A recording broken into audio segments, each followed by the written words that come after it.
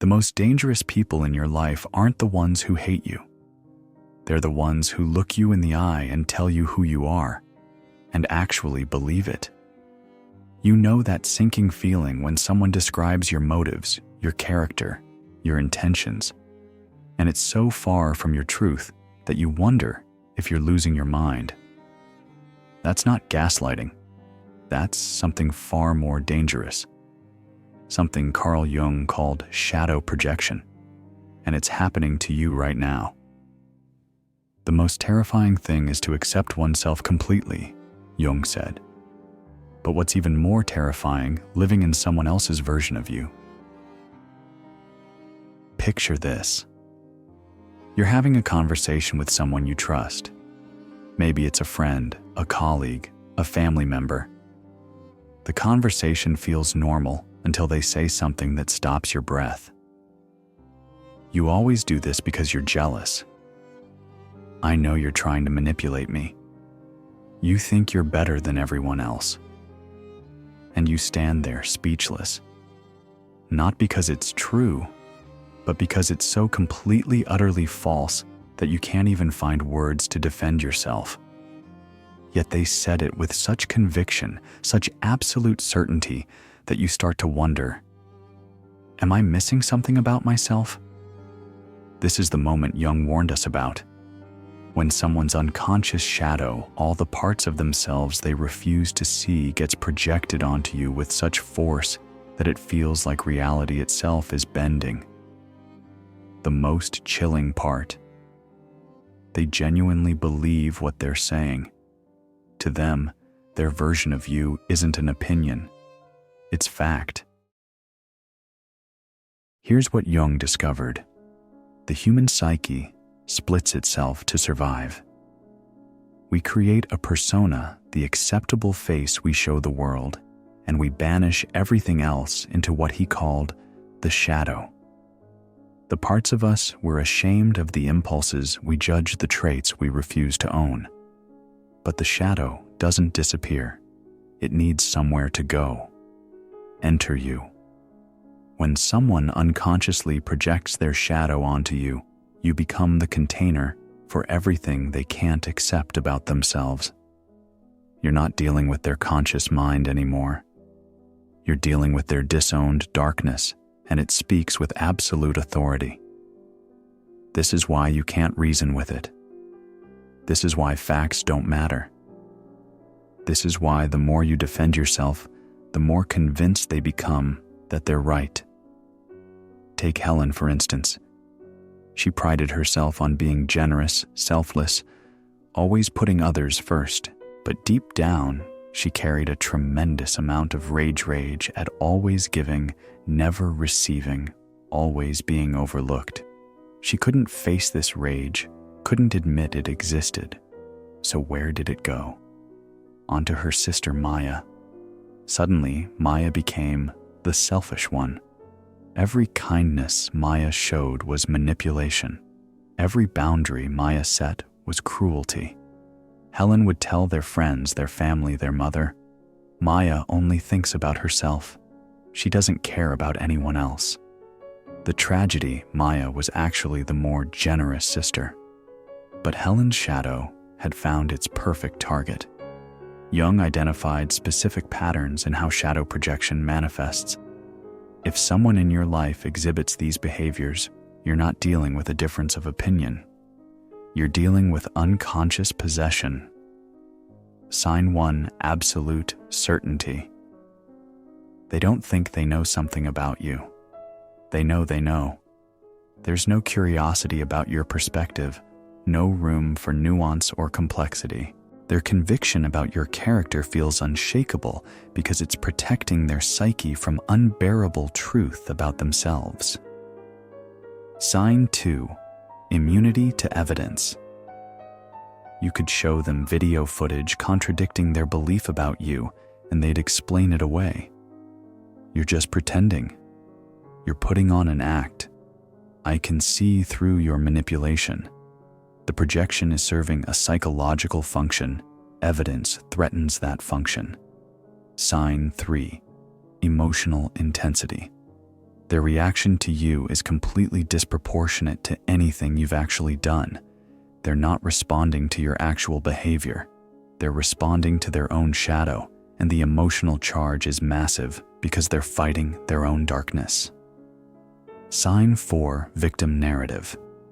In their story, you are always the aggressor and they are always the innocent victim. This narrative maintains their psychological split good self, bad other. You become the villain in a story that keeps them from facing their own capacity for harm. Sign 5, recruitment behavior. They unconsciously gather others to their version of reality about you. Not because they're consciously manipulative, but because collective agreement feels like proof. When 3 people agree that you're difficult, selfish, or manipulative, it must be true. Right? Carl Jung's shadow work teaches us that projection is the psyche's desperate attempt to maintain its own integrity. But for you trapped in someone else's psychological drama, it feels like slow madness. When someone projects their shadow onto you with enough conviction and emotional intensity, they create what I call a reality distortion field. Suddenly, you're not just dealing with one person's skewed perception. You're dealing with a psychological force that begins to reshape the narrative around you. It starts with small distortions. A comment taken out of context, a facial expression misinterpreted, an action viewed through the lens of their projection. You think they'll realize their mistake eventually, but they don't. Instead, every future interaction gets filtered through their shadow projection. You help them. You must want something. You don't help them. You're selfish. You're friendly. You're being fake. You're quiet. You're being cold and calculating. You set a boundary. You're cruel. You don't set a boundary. You're enabling their narrative about your weakness. You've entered an unwinnable psychological game where the rules constantly change to ensure you're always wrong. Pause for a moment.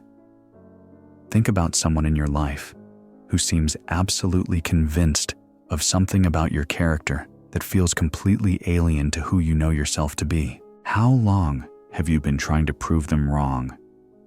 How much of your precious life energy has gone into defending against a version of yourself that doesn't even exist? The exhaustion you feel isn't from the conflict itself. It's from trying to have a rational conversation with someone's unconscious mind. Here's the terrifying truth Jung uncovered through decades of clinical work. We don't live in objective reality. We live in collectively agreed upon, interpreted reality. And when someone projects their shadow onto you with enough conviction, enough emotional intensity, enough social recruitment, they begin to literally reshape the reality around you. It's not that they're lying about you. It's that their lie becomes so emotionally compelling, so psychologically coherent, so socially reinforced, that it starts to feel more real than the truth. Let me walk you through the 4 stages of shadow projection escalation, so you can recognize where you are in this psychological hurricane. Stage 1, subtle misreadings. They attribute thoughts to you that you've never had, but they're so confident that you start to doubt your own inner experience. Stage 2, crystallized conviction. Their belief about you hardens like cement. Now they're not misreading you. They're reading you perfectly through the lens of their projection. Stage 3, social recruitment. Without consciously meaning to, they begin sharing their version of you with others. You know how Andrew is. You can't trust what Lisa says because David always does this because. Stage 4, collective possession. Now it's not just their shadow you're carrying, it's the shadow of everyone who's bought into their narrative. Remember Helen and Mia. Within 8 months, their entire extended family saw Mia as the selfish daughter. Not because Mia had become selfish, but because Helen's shadow projection had infected the family narrative.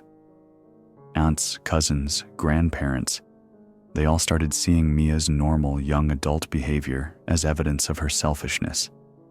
At family gatherings, Mia felt like she was walking through a house of mirrors, each reflection showing her a distorted version of herself that everyone else seemed to accept as real.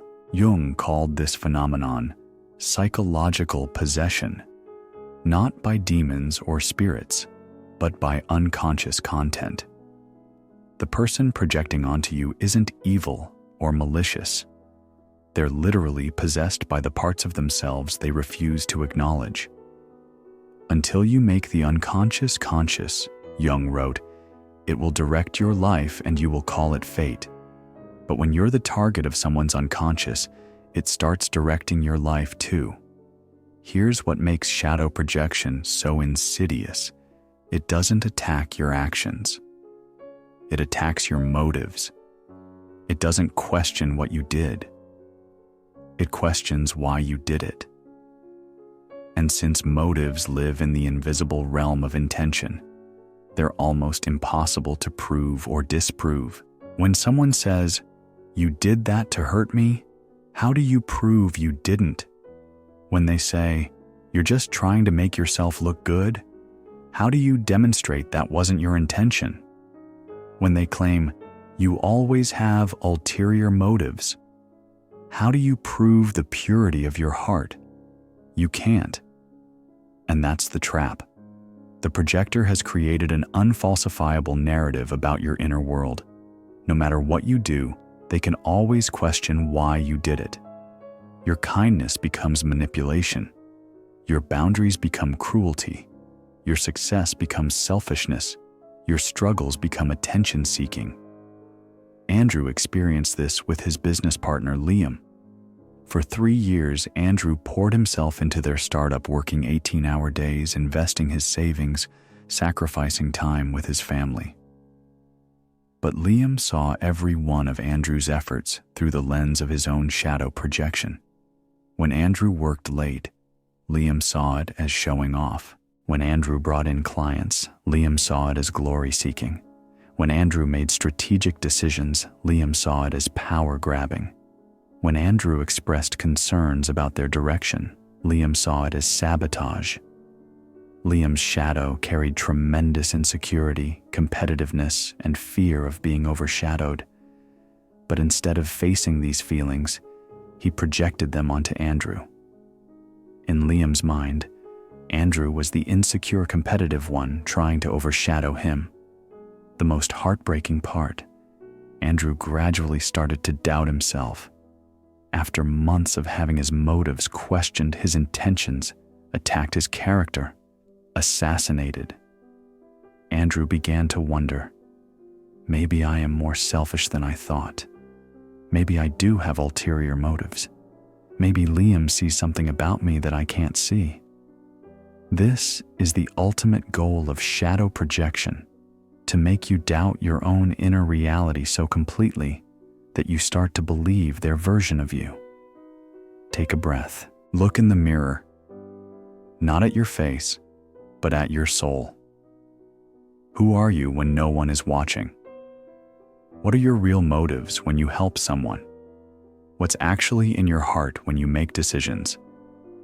You know yourself from the inside.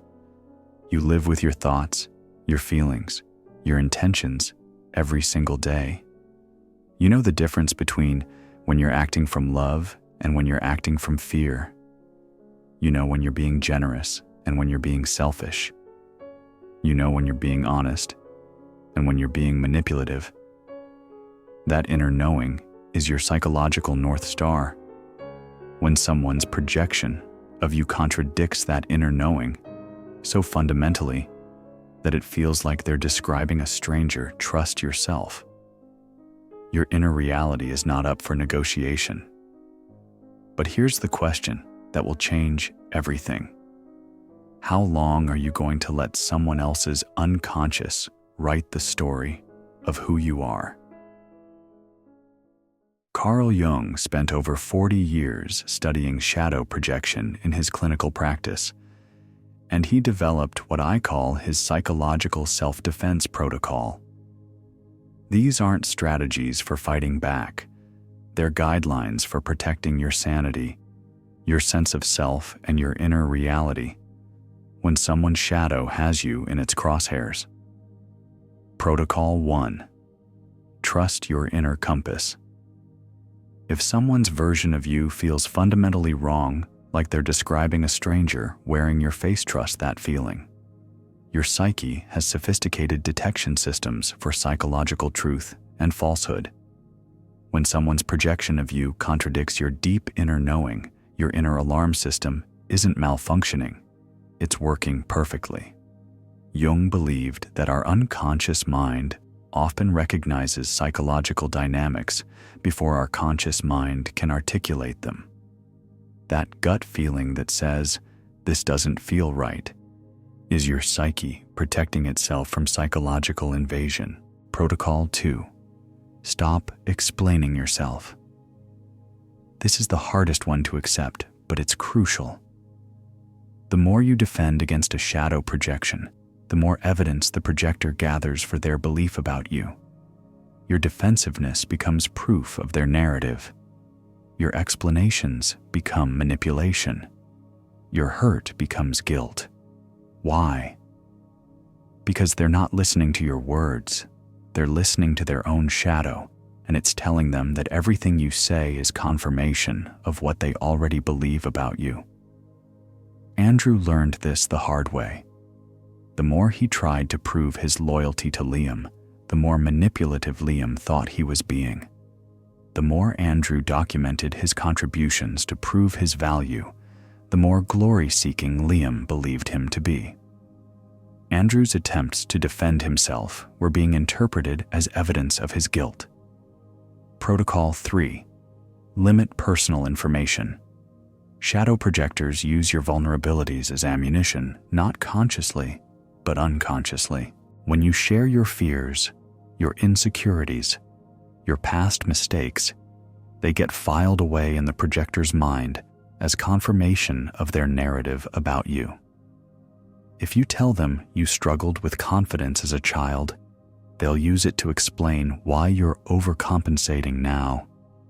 If you admit to making a mistake in a past relationship, they'll use it to prove you're still the same person. If you share a current struggle, they'll use it to demonstrate why their version of you is accurate. Your openness meant as trust and intimacy becomes their evidence against you. Protocol 4. Document reality. Keep a private record of actual events versus their interpretations. Not for them, they won't believe it anyway. For you. When you're living in a reality distortion field, you need anchors to objective truth. Write down what actually happened, then write down how they interpreted it. Track the patterns. You'll start to see how their projection filter works, how the same action gets interpreted completely differently depending on their internal state. This isn't about building a case against them. It's about maintaining your grip on reality when someone else's psychological hurricane is trying to blow you off course.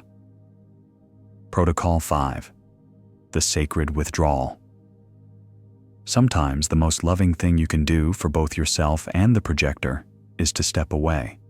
Not permanently, not dramatically, but energetically. You withdraw your emotional investment in their opinion of you.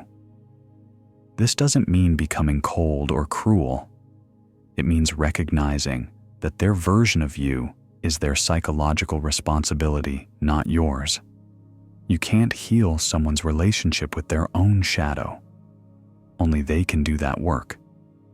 Think of it like this. Imagine someone is standing in their house, pointing at the window, and insisting that the storm outside is actually happening inside your house.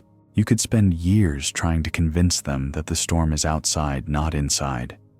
Or you could simply stop arguing with them about the weather and tend to your own garden. Andrew reached his liberation point on a Tuesday afternoon. Liam had just accused him of sabotaging a client presentation, a presentation Andrew had worked on for weeks a presentation that had gone beautifully, a presentation that landed them their biggest contract yet. But in Liam's reality, Andrew had somehow orchestrated the whole thing to make Liam look bad. In that moment, Andrew realized he had a choice. He could spend the next 3 hours explaining why Liam was wrong, providing evidence defending his character, trying to restore Liam's faith in his intentions. Or he could accept that Liam was looking at him through the lens of his own psychological material, and that no amount of evidence would change that lens. Andrew chose liberation. He looked at Liam and said, "I hear that that's how you experienced it," and walked away. For the first time in months, Andrew felt like he could breathe. He wasn't agreeing with Liam's version of reality. He wasn't admitting guilt. He was simply acknowledging that Liam's experience was Liam's experience, and that he, Andrew, was no longer available as a container for Liam's shadow. The business partnership ended 6 months later, but Andrew's sense of self was intact. Jung taught that psychological boundaries aren't walls, they're membranes. They let love in and keep poison out. When you're dealing with shadow projection, you need to become very skilled at membrane maintenance. You can still care about the person projecting onto you. You can still have compassion for their struggle with their own darkness. You can still hope they'll eventually do their own shadow work and reclaim their projections. But you don't have to carry their shadow for them while they figure it out. Here's your permission. You're allowed to exist as yourself, not as someone's psychological container. You're allowed to stop performing innocence for someone who's determined to see guilt. You're allowed to refuse to be the villain in someone else's story about themselves. You're allowed to step out of their storm and back into your own sunshine. When you've been carrying someone else's shadow for months or years, you forget what it feels like to exist without that weight. You've become so focused on not being their version of you that you've lost touch with who you actually are.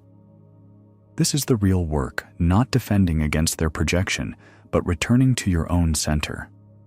Jung called this process individuation, the journey back to your authentic self. For those who've been caught in projection cycles, it's like remembering how to breathe your own air. Start small. What did you enjoy before you became hyper-aware of their judgment? What parts of yourself did you dim down to avoid their criticism? What natural responses did you start second-guessing? The person projecting onto you isn't your enemy. They're unconsciously struggling with their own shadow. But their healing journey isn't your responsibility. Your responsibility is to your own wholeness. Here's your permission. You're allowed to exist as yourself, not as someone's projection. You're allowed to stop performing innocence for someone who's determined to see guilt. You're allowed to step out of their storm and back into your own sunshine. The most radical act isn't proving them wrong. It's living as if their opinion of you is irrelevant to your truth, because it is. Jung had a beautiful insight. What we resist in others often reveals what we're unconsciously carrying ourselves. The person projecting onto you is showing you something important, not about yourself, but about the human condition. We all have shadows. We all have parts of ourselves we'd rather not see. The difference is whether we own them or project them. Your shield against projection isn't perfection, it's self-awareness. Your protection isn't being beyond reproach, it's being rooted in your own truth. As you move forward, remember this: their shadow will always seek a host. Don't be it. Trust your inner reality. Protect your energy. Choose your battles wisely. And when you encounter someone absolutely convinced of something about you that isn't true, remember Jung's words. Everything that irritates us about others can lead us to an understanding of ourselves. Just make sure you're understanding yourself, not losing yourself. Your soul knows who you are. Let that be enough.